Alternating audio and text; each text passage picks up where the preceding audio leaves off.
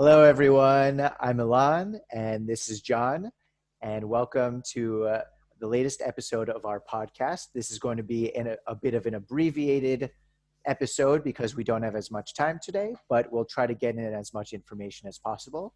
Today, we're going to be talking about the big recent news of the death of this U.S. Supreme Court Justice, Ruth Bader Ginsburg, otherwise known as RBG or the notorious RBG. And we'll be talking about a little bit about her life and why her death is so seismic, especially when talking about the upcoming US presidential elections. All right. So, John, I know you are not from the US, and when you heard this news, did anything come to mind, or what did you think about? Well, uh, when you brought up the conversation of RBG, my head went to red, blue, green. So, it's not especially something that would be on my radar. And I think even though the whole world does look at American politics, I think if you're interested in politics at all, you look at American politics because, first of all, it's the most dramatic political sphere probably in the world. But as well as that, you're one of the only countries that really has the capacity to influence other countries without trying. So yeah, like a lot of, while we do have interest in that kind of stuff, a lot of the understanding in terms of like what the consequences of RBG being replaced will have, and especially at such a timely. So I understand why it would be a big point in terms of the upcoming election, but to a certain extent, does it actually favor one side over the other? Because I kind of feel like all the Republicans will go, it's really important now that a Republican gets in, and the Democrats will be more inclined to go, it's really important that a Democrat gets in. But apart from that, is it likely to make people switch camps or? Yeah, so I can talk about the impact on the upcoming election, but maybe I should first go over who she was and why the Supreme Court is such a big deal, and then maybe we can segue into that. So sure, yeah. RBG was one of the first female law professors in the U.S., denied many opportunities because of her gender, and eventually ascended to the highest court in the land, which is the Supreme Court, where she is known mostly for her dissents, so her disagreements with the majority, where she has been able to speak her point of view and her view of American life and law and mostly the liberal side of things. She was in the Supreme Court from 93 till this year. So what is that, 27 years? So she was a long-standing member. Long yeah. Stint, yeah. Okay, and why it matters so much is because there's three major branches of the U.S. government. There's Congress, there's the president, and then there's the Supreme Court. And why the Supreme Court matters so much is from the very, very early days of the Republic, the Supreme Court has had the ability to basically change any law or statute or anything any way they want. They are the final say on any legal matter in the US, which is basically everything, right? Because law dictates, everything. Day-to-day life, so yeah, exactly. So there's 9 Supreme Court justices, and when you do get in, you're appointed for life. So can you stand down? I presume you can stand down. You can stand down. So you can retire, and people have. And most recently, Kennedy retired, and that was the Kavanaugh one. So the reason that RBG, sorry, one sec. Harvey! The reason that RBG's death is so important is because there's always some kind of ideological split at the court. And recently, because Trump was able to nominate 2 justices, it's been 5 conservative justices and 4 liberal justices it changes around a little bit. One guy is kind of in the middle, but for He's the like a most part, moderate right, isn't he? yeah, So, he's right on some things, left on other things, the Chief Justice. But now, uh, putting a new judge, as Trump is conservative, having a conservative judge would make it 6-3, which would mean they would dominate all the decision, basically every single decision except for whether the flip vote even sided with them or exactly. not. And they can change prior laws and they can overturn previous Supreme Court decisions. So basically everything is fair game for them. So like Right. Roe v. Wade, the decision that legalized abortion could be overturned. The decision that legalized same-sex marriage in the U.S. could be overturned. Basically, the decision making over to the Supreme Court, the constitutional amendment to undo slavery could be overturned. Not saying that it will, but that's how much leeway they have. They could basically do anything. So that's why this is such a big deal. And the way it works with the election, why it's so important, is because the election is very, very close. It's a month and a half away. And the last time there was a presidential election, this very conservative judge, Antonin Scalia, died, and Obama was president, so he nominated someone. But the Republicans controlled the Senate still then, as they do now, and they blocked Obama from nominating this guy. And then when Trump became president, they nominated a conservative, Gorsuch, instead, right? So now there's all this controversy about now the Republicans want to push through this this conservative judge when they didn't let Obama nominate their guy. Obviously, this is all just politics, and if you're in power, you're going to do everything in your power to get a Supreme Court justice who you agree with. To increase your power, basically. Yeah, or the side that you agree on, right? You're going to do everything in your power. And the reason this is so important for the election, number one, there's very little the Democrats can do to stop them from putting a judge, because you only need 50 votes in the Senate and there's 53 Republican senators. So even if a couple of them don't agree to put the nomination forward, it's probably not going to matter because almost all of them will let it go through.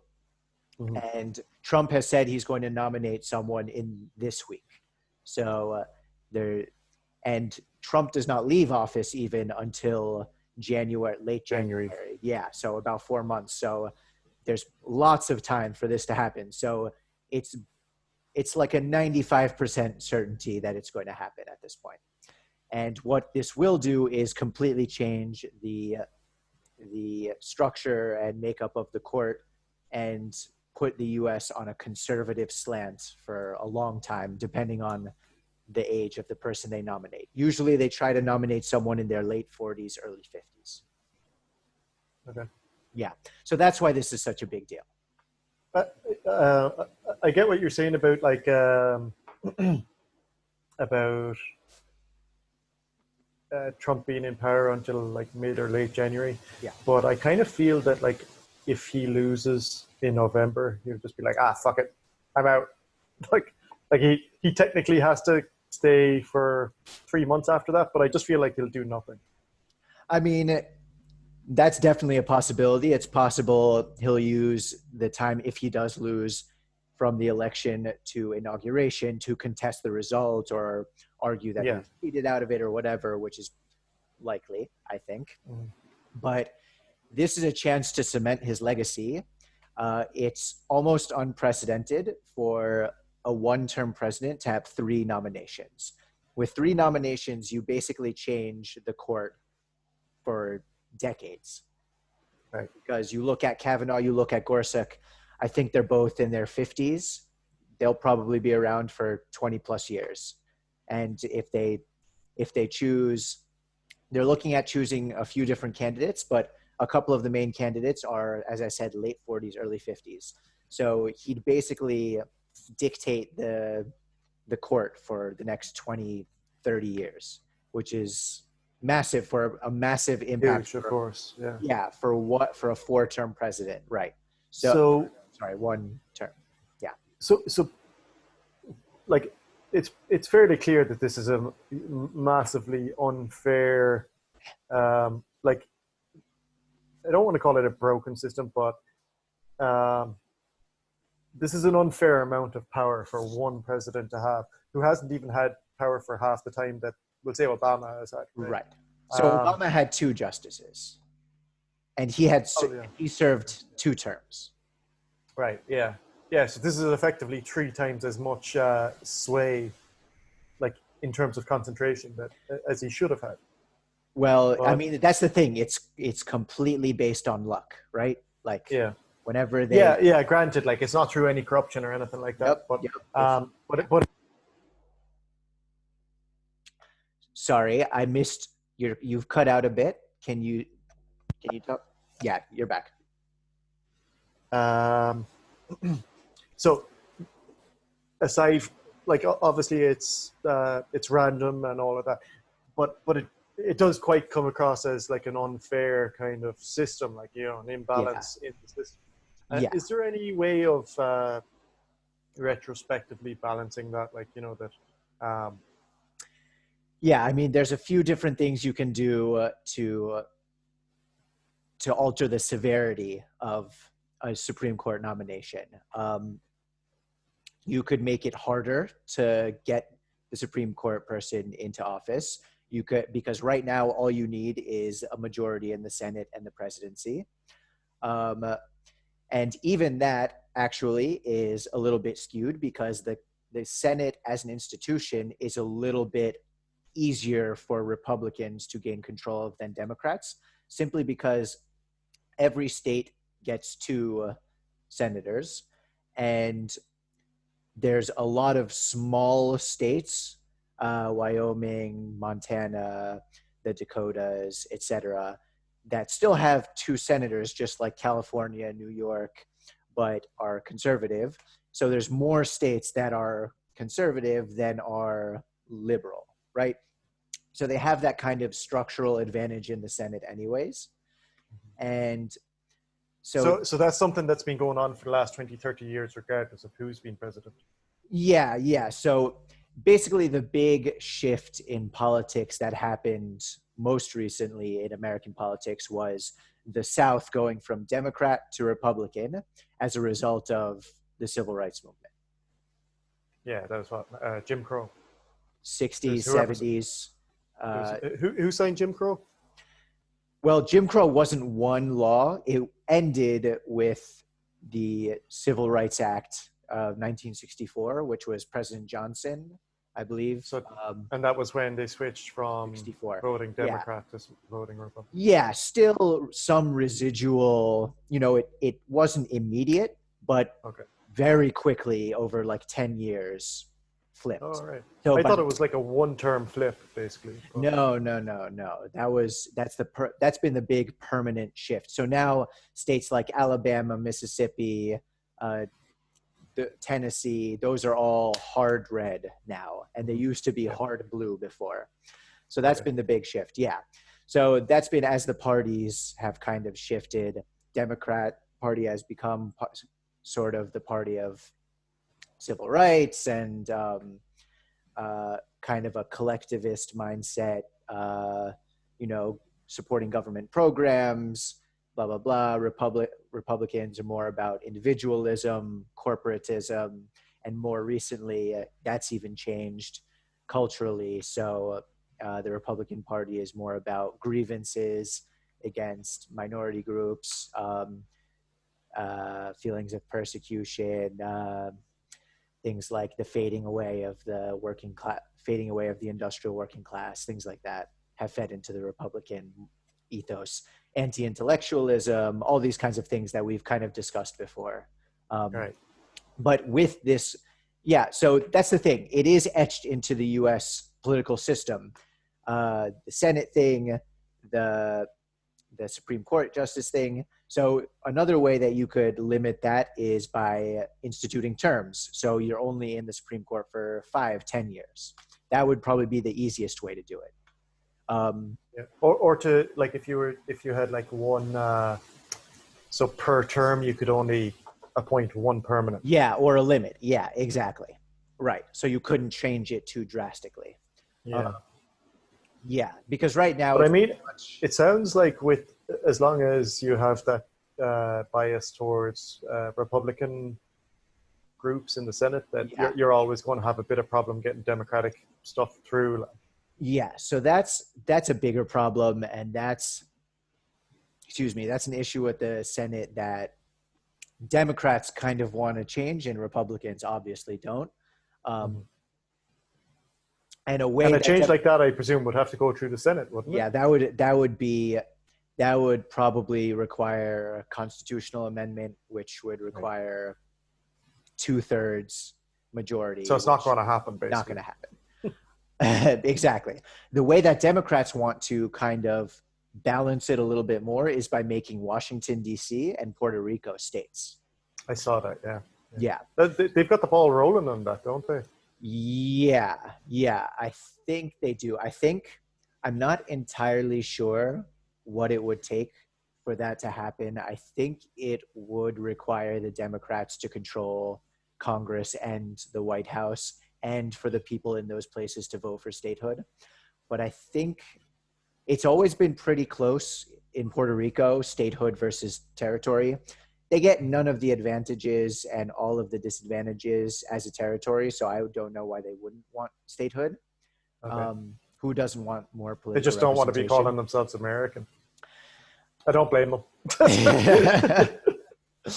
Maybe there is a bit of a, yeah, I don't know. But I know DC residents are overwhelmingly pro statehood. On Right. DC license plates, it says taxation without representation. Right. Yeah. So, like, they're pretty for it. Y- But I think it Yeah. would, yeah. From what I know of it, like, which granted isn't that much, it seems like a no-brainer. So It is a no-brainer. The problem is that, like everything else, it's political. So it would change the political dynamics a little. You'd have, you'd basically be inserting 4 safe Democratic seats. yeah. Well, sorry, when I said a no-brainer, I mean in the eyes of the voters. In the Like yeah, as a I can neutral understand. Yeah, I proposition. can understand why, as a Republican, you'd want to Well, keep them out. that's the thing. That's the way a thing like gerrymandering becomes partisan, because Mm. I don't know if you're familiar with. I'm sure you are It's when familiar. you redraw the lines Yes. to block like Democrats together, and then Yeah. like Exactly. Yeah. So to concentrate political power as much as possible, you yeah, redraw the district so that you create as many safe seats for your party as possible. right, So in 2010, that was 2 years after Obama got elected, there was a massive anti-Obama backlash throughout the country, and Republicans won the House of Representatives. Republicans won many state houses and governorships around the country, and the states draw their own congressional maps. So yeah. what And they do it every 10 years, isn't it? every 10 years they redraw it with the So census. so Yeah. is there one this year as well?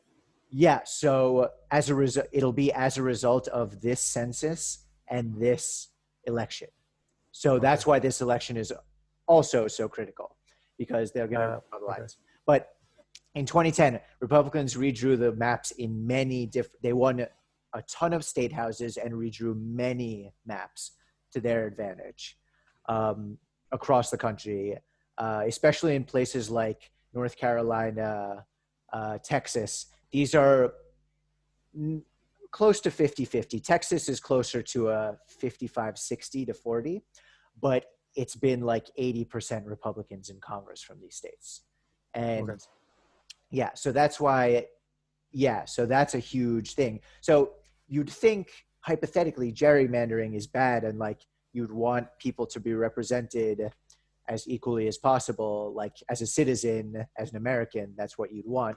But it's been benefiting Republicans so much that they obviously don't want that to change. So that's how something that's a structural weakness of the system stays, because it's giving one side an advantage. And that's the same with the Senate, it's the same with the Supreme Court, and it's the same with Puerto Rico and DC statehood.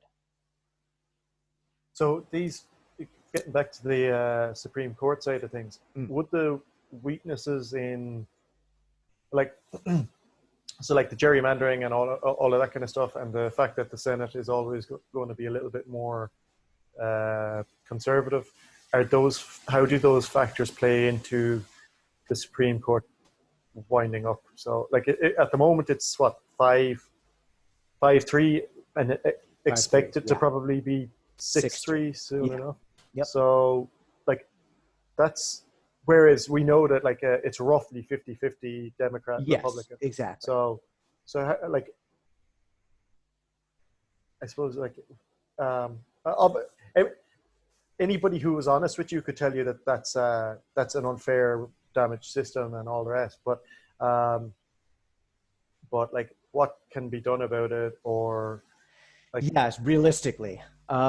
So the big proposal that's being floated around right now is to expand the court. And so if Biden wins, yeah, um, like have it go from 9 justices to more than that. So like 12 or 15. And then Biden appoints all the justices and rams them through.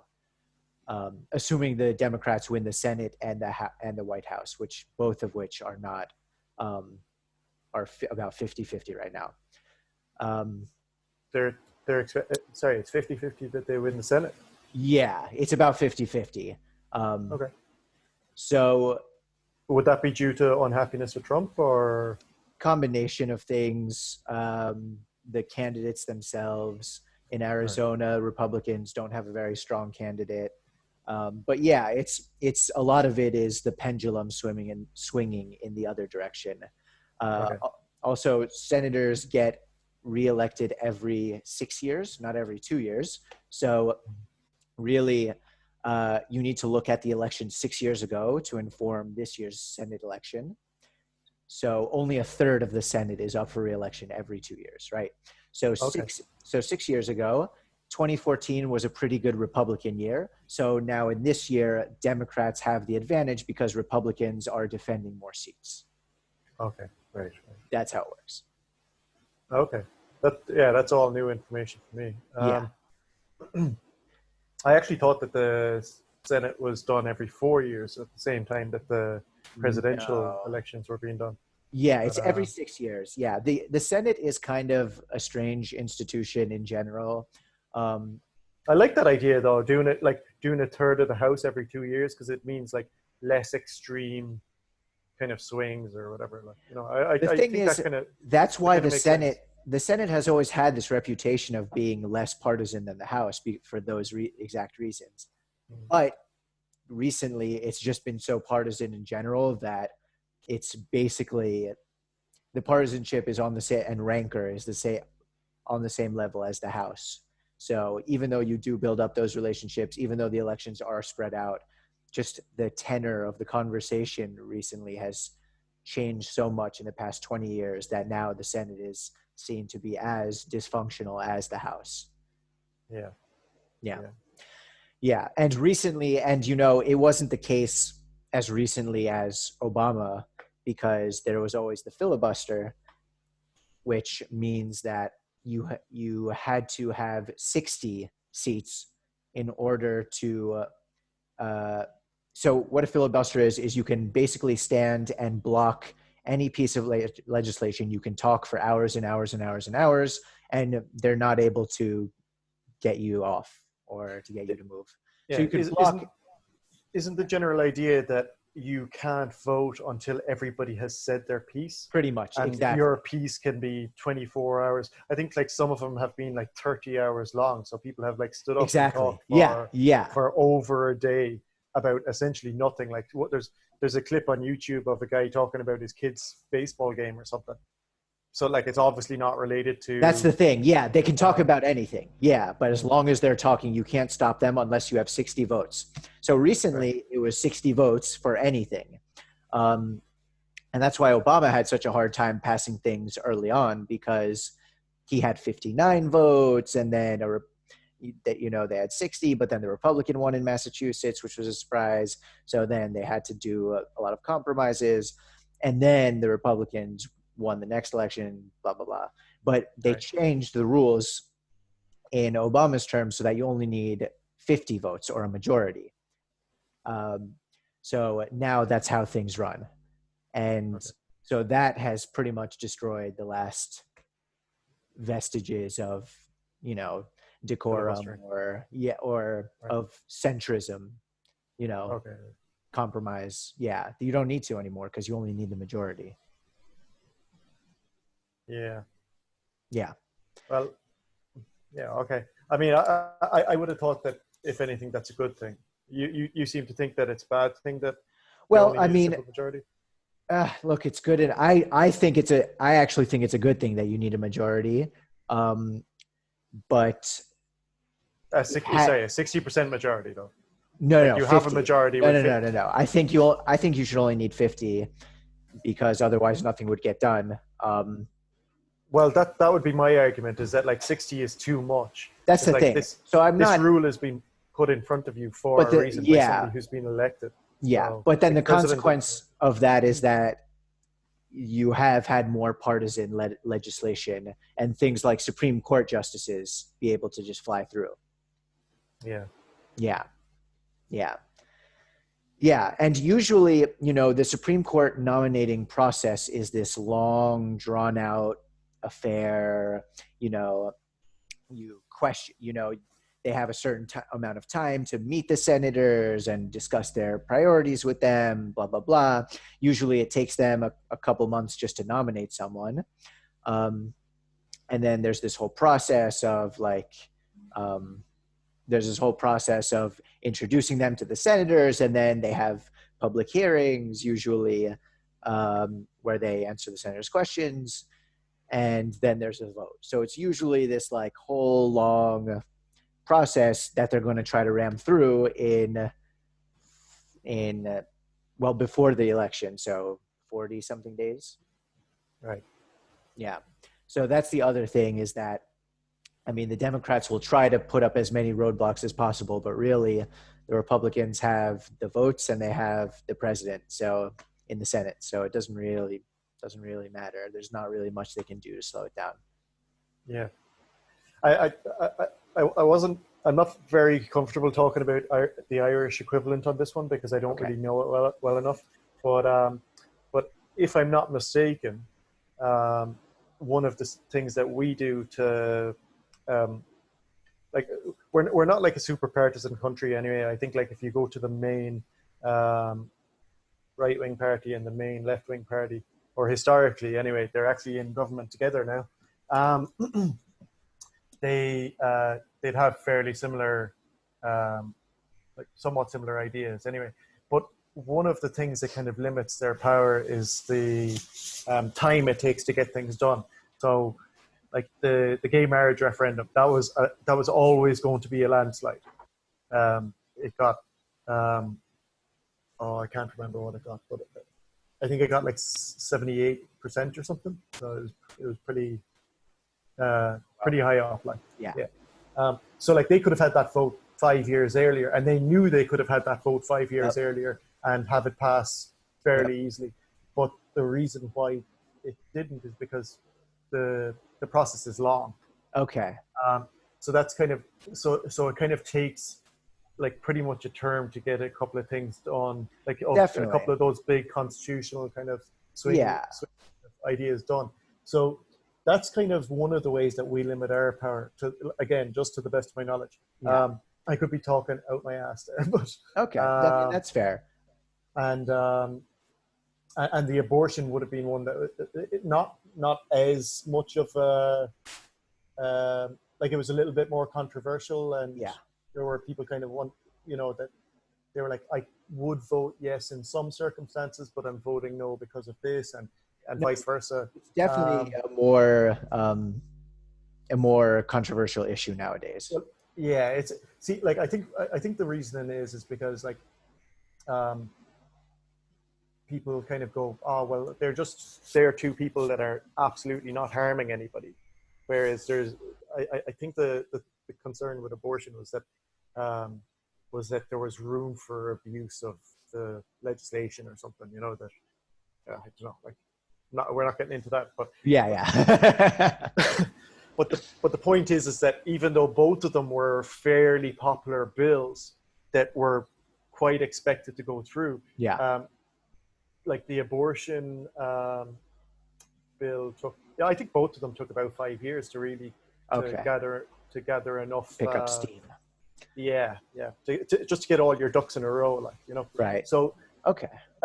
plus, as well as that, I think like our justice system is like, you know, I kind of feel like there's most people of that age, they'd be relatively senior. They'd be probably more senior than years are, considering some of your um, senior court, what's it called? Not senior court. It's Supreme Court people are like they're lasting 25 years. I doubt any of ours are doing even half that, because they're probably all men. I couldn't say that for sure, but I imagine they're all men. Bearing in mind that it was only 40 years ago that women had to retire when they had children in Ireland. So no way. Yeah, it's like I think mid 70s, late 70s, something like that they got rid of it. So like it wasn't that long before my sister was born. So like, yeah, it's pretty recent. And so like they probably have somewhat aligned interests. I don't think that they'd be like arguing over, you know, oh, this is good for our party or anything like that. Yeah. I one of my biggest worries for Ireland is that it is going to head down the road of a partisan style government like yourselves. I really think that is, exactly, because if there's only one opposition party, you don't have to make yourself look good. You just have to make them look awful. So, and that is a lot of the social. My question for you actually is, a lot of the Irish people that I've met, I mean, I don't want to say all of them because you're kind of not like this, but I would say 90% of the Irish people are pretty liberal or progressive or whatever you want to call it, to the left. You don't think I'm progressive? I wouldn't say that. Okay.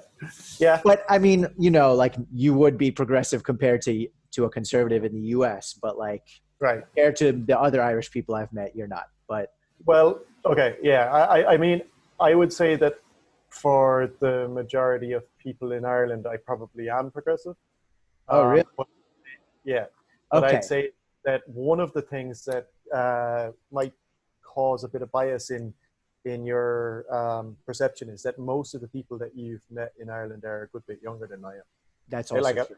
Everybody's very idealistic in their early 20s, and it kind of in their teens and early 20s, and then I suppose as you kind of come out of that bracket, you look at things in a bit more deeply, like, you know, like it'd be great if we could kind of all get €1,000 a week for doing fuck all, but like, you know, once you start looking at things pragmatically, you have to, I think, move a little bit more to the right and go, look, there are differences between people. We're not all created equal, and some people are like just better than others. Like, you know, it's just like, you know, so I don't mean better at, you know, better at anything in particular. I'm talking about like some people are faster runners. It does make sense that some people would also be quicker at maths, you know. And I think once you start kind of going down that line, you come back a bit towards the center. And maybe as I continue to get older, maybe I'll get even more conservative. I really fucking hope not, because, like, you know, I think obviously the reason I am where I am now is because I think it's a good place to be. I believe in supporting people who are trying to improve themselves and give them as everything that they need to reach their potential. What I'm not okay with is giving like fucking people who have no interest in working any assistance. You know, it's like if you have no interest in working, then maybe a week or two without any assistance will make you develop an interest in working. Does that make sense? Yeah, I mean, I understand what you're saying. I think people of different political stripes tend to see I think part of the issue is that people see the problem as being different things. Um, Absolutely, yeah, yeah. yeah. So like you would define it differently. And I think But that like I would say I'm very left wing in terms of like I like when I it comes do to the environment and it comes to, yeah, but even on social issues, like you know, I think like the people who are from wealthier backgrounds and like I'm relatively middle class. Like I wouldn't benefit one way or the other in right, terms of right. this, but like I think people who are from deprived areas and stuff like that, that they should be getting some sort of assistance. I wouldn't necessarily agree with the American model for doing it, where it's done on race, but like, but that's a different conversation. Like you know, as like Yeah, and I think that what you just said is not really how it works. But that's yeah. well, it's possible that I don't know how it works, but like you know, like in terms of the colleges letting in people, like they do let in people based on their race, right? That you have quotas. I I don't think there's I don't know if there's actual quotas, but I do know that it is a factor, right? Right. Okay. Yeah, So yeah. you get a plus 1% penalty, or plus or minus 1%, or I mean, I don't know if it's numerical like that. It might be as simple as letting someone in over another person who has similar qualifications because you're a minority, right? okay, right. Well, even that, like, okay, so like our system, and our system is not perfect either, but our system is based off you are a number. So they don't get a name, they don't get gender, they don't get an ethnicity. You are admitted based on what you've written down. Now, maybe if they actually saw the transcripts, they'd be able to turn around and go, "Oh, that's a girl that wrote that because of the way the writing was," or something like that. But I mean, that's as much of a clue as you're getting. You're not being told what background the person is from. You're not helping them in any way, shape, or form. Where the assists come into play is that college is expensive. Like, okay, it's not expensive for us in the way it's expensive for you, but it is expensive enough that if you're from a disadvantaged area in Ireland, you You'll get wouldn't be some able to cash. afford it. Yeah, Oh, yeah. So like without that cash, I mean. So right, basically, what it can work out at, like, I know some people that get that assistance. It can work out at as much as 14 or 15,000 euros per year. So it is, and like your student fees are about substantial. 3,500. So that's about like 10,000 euros, Oh, like wow. 10, Just to, 10 or 11,000 euros um, to pay for everything else. So like your wow, that's accommodation, and generous. Yeah. it's pretty good. It's not, like, you know, it's not very easy, but it's enough. Like, you know, in most places it's enough. In Dublin, it's probably not enough. Um, Right. but you're also allowed work for up to 30 hours a week. Right. So Okay. like I know people who went to college with that money, and because they were from disadvantaged areas with sick parents and stuff like that, they wound up giving a lot of that money back. So you think that that's a system that's how it should be? You should just be a number and nothing else should factor into that So decision. so things like okay, so like the um, things like the, like, we'll say black people on average, if we're just going to take a simple example of black versus white and forget every other ethnicity just for the sake Sure. Sure. of Yeah. argument, um, on average in the US, white people are richer than black people. Yep. So if you were to solve based on wealth rather than solving based on race, you would actually still, roughly speaking, balance the playing field. It's just that, like, for somebody like, okay, so like we'll say like uh, a famous basketball, LeBron? LeBron James. He's dead though, isn't he? No, he's No. still playing. Um, so if he has a daughter or a son or whatever, Yeah, he has and that sons. kid, Yeah. right, and those kids are filling out applications to go to college. Um, when they apply, they might get it. I'm not saying they will for sure, because I actually, like, I don't want to claim to be an authority on this, Mm-hmm. um, but if they get an advantage at the college level based on their skin color, it's probably um, probably not warranted, because they have advantages in terms of being rich and stuff like that already. So, like, whereas if you were to use a model where it was based on wealth, then Okay. at the same position, it could still go to a black kid, but it would be going to a poor black kid, not to this So I'm fucking going to richer kid. address that a little bit. So that example is true, but it is an exception. It's obviously it's oversimplified, and I know that. Yeah, well, But it's not just oversimplified. It's an exceptional circumstance of a very famous person and their kid who has the same name. So obviously that would be a factor. Um, right. So it's exceptional also because of the actual wealth disparity between white and black. And yes, you could control just for income. The main problem with that is that wealth is not the only obstacle towards black people uh, being able to. That's not the only obstacle that is in the way of black people getting to college, let alone getting through college. That wealth is, right? So what I'm saying is that black people have more obstacles that white people don't have to deal with, and that starts from very young, right? So increased likelihood of having a criminal record, increased likelihood um, of extra discipline, increased likelihood of discrimination in maybe you have a harder time getting into certain like internships or activities because of your race, because of your name, right? So there's more factors that go into it than just wealth, and that's why there is this and disparity. and granted, even connections. So, like, we'll say, That's the like, other thing.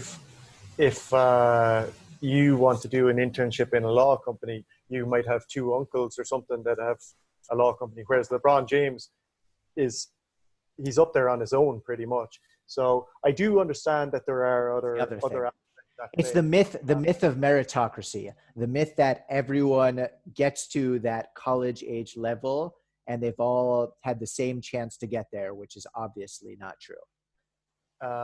In no system are they No ever going to system, have the no same system. chances, And because what that would take is that would take everybody having the same amount of money to begin with, and quite not even frankly, the same a amount of doctor. money, the same life experiences, and that's just not Yeah, possible. yeah, So like, yeah, okay, yeah. I mean, like, you are absolutely right. Like, I am just trying to keep the example yeah, simple yep, for the yep, sake yep, yep, yep, of like, yep, yep, yeah, yep. just for. But I do understand that there are other aspects at play that, and you made one interesting point there, that, like, that by, so we'll say when you take money out of it and you kind of go, okay, this person can afford it, and this person can afford it, but this person still has 13 or 14 kind of barriers to overcome, whereas this person only has 10. Maybe, yeah, Huh? yeah, exactly. So where my mind kind of went to with that was that what you should be trying to do. So I view this kind of like a system where you're using something like that to you're trying to find balance. I understand the good intention behind it and all of that, but It, it it actually introduces a problem. It doesn't solve one. It's like we're going to put a rung on the ladder here to, it's a so that blunt there's, instrument. You know, it's a very blunt instrument. Like, it's an imperfect way of trying to balance something out that is, I mean, that's huge, systemic, multifaceted problem that they're using a blunt instrument to try to address a little bit. And like, look, if you're rich and white, you will have all of the advantages as it is. If you're even, middle class and white, you'll probably have a decent chance depending on what school you go to. What Yeah. what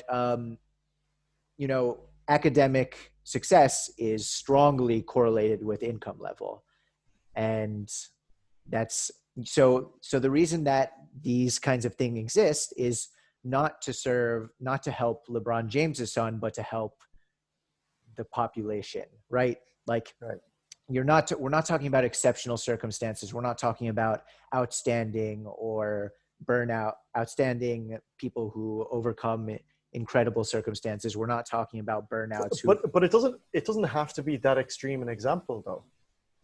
Like, it really doesn't have to be an extreme example, because LeBron James is like an incredibly wealthy person, but there are plenty of uh, like black doctors and yeah, stuff like upper that. middle class. Yeah. Yeah, and like, okay, it's still massively skewed where black people are, and really the only word for it is persecuted. Um, but like, uh, and the opposite is true. There are white people whose parents and grandparents slipped through the cracks, and as a result of that, they're being punished for it. Yeah. So what you essentially want to do is you want to give every individual the chance to achieve their goal, as much chance as possible to achieve their Yeah. goals, Right. independent of what their parents or grandparents have done or have to go through, etc. Right. Absolutely.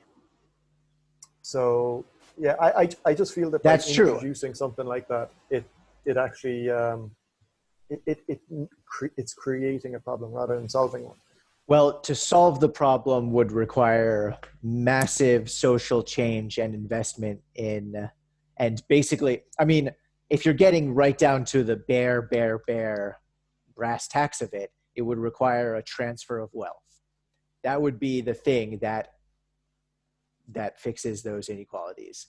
And yeah, I mean, does it actually? So what you're talking about is that a would be transfer of wealth between the number one way to address these inequalities. Is that wouldn't fix everything, but that would be like, that would help change the multiple advantages that white people get. You know what I mean? Like, that would be, at least then, on the financial level, you're talking about a relatively even playing field. Because then at least then there would be those, at least that advantage for white people would be nullified. There would still be others, but yeah. So like, okay, so the way that I would achieve that is, like, I've heard of people coming out of university with like $100,000 worth of debt. Yeah, that's uncommon. not, huh? That's not uncommon. Yeah. Yeah, that's not really acceptable for most people. Like, for not for most people, but for a hell of a lot of people. Like, if your mother's a waitress and you don't know your dad, that's not on the table. So realistically, one of the biggest ways to address that is to bring that down to something in the region of $10,000 all in. So like, after you've done 4 years of college, you're talking about $10,000 worth of debt. Yep, that is you don't have to transfer that wealth to the individual beforehand and go spend $150,000. I mean, the ridiculous price of college in the US, we could do 3 podcasts on. It's such a multifaceted and crazy, complicated but that's only one thing, and if you were able to do that, that would do so much to address inequality. I completely agree with you. And look, anti-discrimination statutes, affirmative action, these things wouldn't need to exist if there was no racism, if there was no knock-on effects of discrimination. Yeah, they wouldn't need to. They wouldn't need to exist. In a world where people are treated the same, they wouldn't need to exist. Unfortunately, we live in a world where that's not the case, and there's very real impact. And that is the counter argument to everything that I've said. That's the thing. That is 100%. You're talking about a theoretical world which does not exist. Yeah, but it is a theoretical world that is very creatable.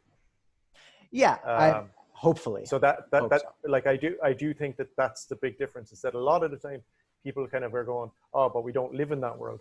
But whereas the way that I'd be inclined to look at things is like, well, let's work towards it. Like that's the Right, direction we right. should be Well, I going. think I Um, think we agree with that, and I think my